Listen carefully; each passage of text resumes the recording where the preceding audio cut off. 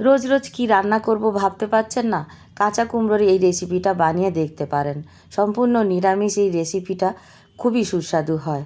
নমস্কার বন্ধুরা, আমি আলপনা সিম্পল এন্ড টেস্টিতে আপনাদের সবাইকে স্বাগত।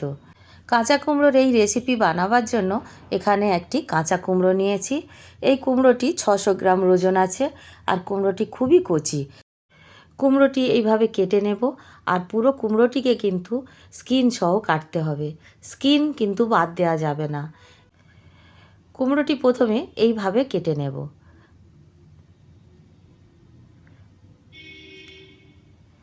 আপনারা চাইলে আরও ছোট করে কাটতে পারেন, অন্যভাবেও কাটতে পারেন।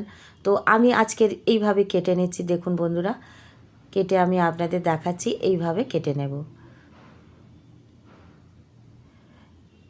খুব সহজ সরলভাবে এই রান্নাটা করে নিতে পারবেন অল্প তেল মশলায়। খুব বেশি তেল মশলাও লাগে না আর খেতে সুস্বাদু হবেই। আপনারা রুটি ভাত যার সাথেই খাবেন ভালো লাগবে। আপনাদের সঙ্গে কথা বলতে বলতে কুমড়োটি কেটে নিলাম। কুমড়োটি এখন আমি পরিষ্কার করে ধুয়ে রেডি করে নেব। আগের থেকে আমি ধুয়ে কেটেছি, আরও একবার ধুয়ে নেব। এখানে আমি মশলা রেডি করে নেব। তার জন্য মিক্সার জারে 4টে কাঁচা লঙ্কা আর 4 ইঞ্চি আদা দিয়েছি। পুরো আদা বা কাঁচা লঙ্কা আমার লাগবে না, তো একটু বেশি করে আমি বেটে নিচ্ছি একসাথে। অল্প একটু জল দিয়ে একটু পাতলা করে বেটে নেব। বেটে নেবার পরে দেখাচ্ছি, দেখুন কেমন দেখতে হবে। এইরকমই একটু পাতলা করে বেটে নেব। এখন গ্যাস জ্বালিয়ে কড়াই বসিয়ে দিয়েছি। মূল রান্নাতে চলে যাব। কড়াইটাকে খুব ভালো করে গরম করে নিয়ে সর্ষের তেল 2 টেবিল চামচ দিয়ে দেব। এখানে বেশি তেল দেওয়ার প্রয়োজন নেই। আপনারা চাইলে 1 টেবিল চামচ তেল দিয়েও কিন্তু রান্না করে নিতে পারবেন। খুব কম তেল মশলায় এই রান্নাটি হয়।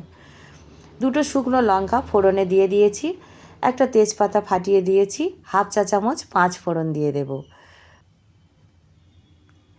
5 ফোড়নটা দেবার পরে দিয়ে দেব হিং। এখানে 1/4 চামচ হিং দিয়েছি। হিং, 5 ফোড়ন, শুকনো লঙ্কা, তেজপাতা লো টু মিডিয়াম আঁচে রেখে ভেজে নেব। সুন্দর গন্ধ বেরিয়েছে। এখন আমি দিয়ে দেব আলু। আলু এখানে বড় সাইজের আলু একটি কেটে রেখেছিলাম, দিয়ে দিলাম। যেমনভাবে কুমড়োটাকে কেটেছি, যেরকম সাইজের পিস করে সেই রকমই সাইজের পিস করে কেটে নিতে হবে। আলুটা দেবার পরে খুব ভালো করে নাড়াচাড়া করে ভেজে নেব। আলুটার গায়ে যখন হালকা হালকা রং আসতে শুরু করে দেবে, তারপরে আমি দিয়ে দেব কাঁচা লঙ্কা আর আদা বাটা। এখানে আমি কাঁচা লঙ্কা আদা বাটা 2 চা চামচ দিয়ে দেব। অল্প একটু নাড়াচাড়া করে নিতে হবে। খুব বেশিক্ষণ কিন্তু নাড়াচাড়া করার দরকার নেই। বেশিক্ষণ নাড়াচাড়া করলে মশলাটা বেশি ভাজা হয়ে যাবে। আর এখানে আদা কাঁচা লঙ্কাটা একটু কম ভেজে নিতে হবে। এখন দিয়ে দেব ধুয়ে রাখা বা কেটে রাখা কুমড়ো। কুমড়োটা দিয়ে দেবার পরে ভালো করে নাড়াচাড়া করে ভেজে নিতে হবে। এখানে আমি 1 মিনিট মতো ফুল আঁচে ভালো করে কুমড়োটাকে ভেজে নেব। প্রথমে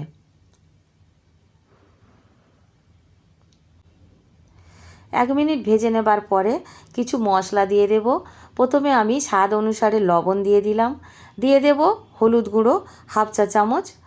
দিয়ে দেব লঙ্কার গুঁড়ো এখানে 1/2 চা চামচ। ঝালটা আপনারা আপনাদের পছন্দ মতো দেবেন।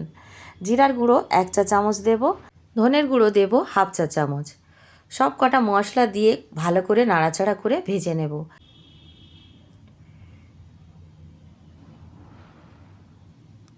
বন্ধুরা, ভিডিওটি যদি একটুও ভালো লাগে একটা লাইক দিয়ে দেবেন। আমার চ্যানেলে নতুন বন্ধু হলে প্লিজ একটা সাবস্ক্রাইব করে দেবেন। সাধারণ রান্না, ঘরোয়া রান্না দেখার জন্য আমার চ্যানেলটিকে সাবস্ক্রাইব করে রাখুন। আপনার পছন্দের রান্না কখনো কখনো পেয়েও যেতে পারেন। তো বন্ধুরা, ভালো করে নাড়াচাড়া করে কষে নিয়েছি। এখন দিয়ে দেব জল। এখানে জল দিতে হবে 2 কাপ। আমি 2 কাপ জল দেব। আপনারা যদি একটু শুকনো শুকনো বেশি রাখতে চান তাহলে 1 কাপ দিলেও কিন্তু সুন্দরভাবে সেদ্ধ হয়ে যাবে। তো 2 কাপ জল দেবার পরে ভালো করে নাড়াচাড়া করে ঢাকা দিয়ে সেদ্ধ হতে দেব।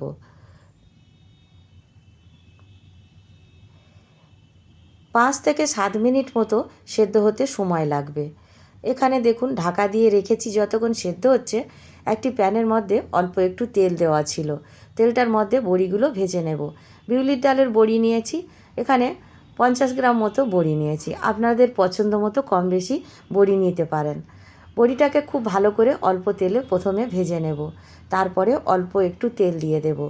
মাঝখানে একটু জায়গা করে এখানে তেলটা দেব, যাতে তেলটা তাড়াতাড়ি গরম হয়ে যায় আর বড়ির ওপরে কাঁচা তেলটা না যায়। এইভাবে আমি করে নিচ্ছি। আপনারা চাইলে রান্না শুরু করার আগে তেলটা দিয়ে ভালো করে বড়িটা ভেজে নিতে পারেন। ফ্রাই প্যানের মধ্যে অনেকটা তেল ছিল, সেজন্য এর মধ্যে আমি এইভাবে ভেজে নিচ্ছি। খুব ভালো করে নাড়াচাড়া করে অল্প তেলে বড়িগুলো ভেজে নিয়ে একটি পাত্রে নামিয়ে রেখে দিয়েছি। এখন দেখে নেব সেদ্ধ হয়েছে কিনা কুমড়ো আর আলু।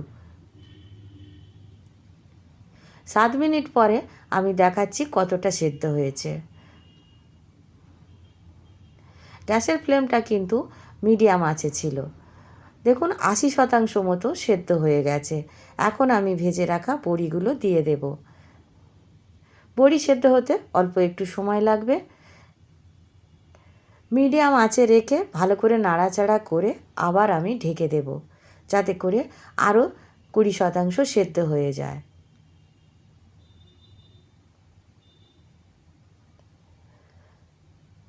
ঢাকা দেওয়ার পরে আরও আমি 3 থেকে 4 মিনিট সেদ্ধ হতে দেব। দেখুন 3 মিনিট পর আমি ঢাকা খুলে আবার নাড়াচাড়া করে দেব, আর ভালো করে সেদ্ধ হয়েছে কিনা আরও একবার দেখে নেব।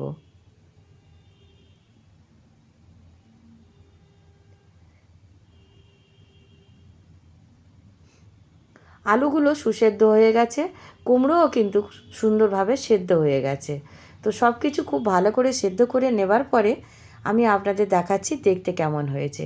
যখন এইরকম দেখতে লাগবে, অল্প অল্প ঝোল ঝোল থাকবে, গ্যাসের ফ্লেমটা তখন হাই ফ্লেমে করে দেব। এখন আমি যোগ করব ঘি। এখানে 1 চা চামচ ঘি দিয়ে দিলাম। আপনারা চাইলে এখানে নিরামিষ বা আমিষে দেওয়ার জন্য যে ভাজা মশলাটা আমি বলি সব সময়, সেই ভাজা মশলাটা কিন্তু দিতে পারেন। সামান্য চিনি দিয়ে দেব স্বাদটা ব্যালেন্স করার জন্য।